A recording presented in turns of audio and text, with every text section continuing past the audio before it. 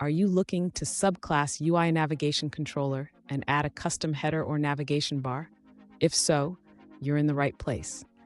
Today, we will explore how to achieve that and tackle some common challenges along the way. I totally understand how tricky it can be to manage custom headers in a navigation controller. Many developers face similar issues, and you're definitely not alone in this. Let's dive into your specific questions.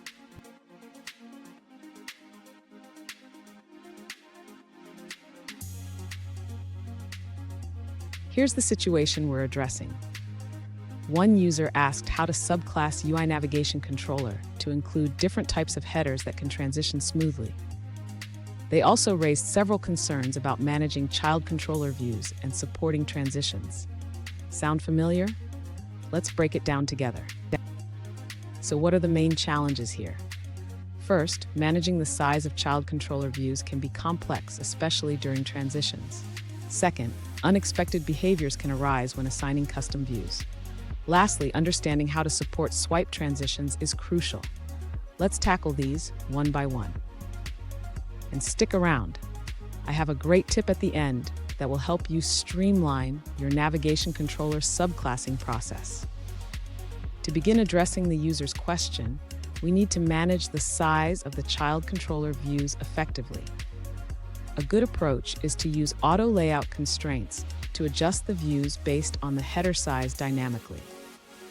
Next, regarding the issue of the child controller views not displaying when assigning a UI view subclass in load view, this happens because the UINavigationController expects to manage its own view hierarchy.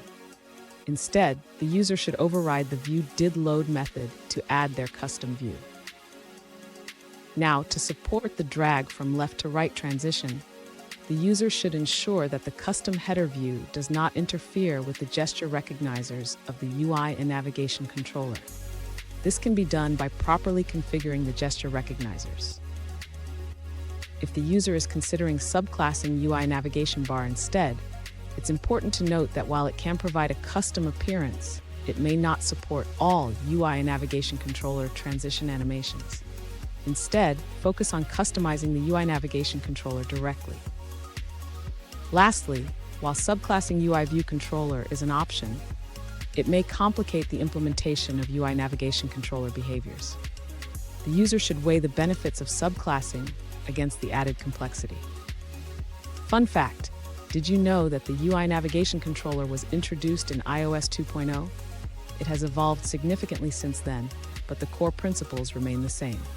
Now let's look at the answers provided by other users. This user suggests that simply using methods like setBackgroundImage or setting a view to the title view isn't sufficient for customizing the UINavigationController. They recommend checking the official documentation for UINavigationBar and UINavigationItem for more insights. Here's the tip I promised. Always test your transitions thoroughly.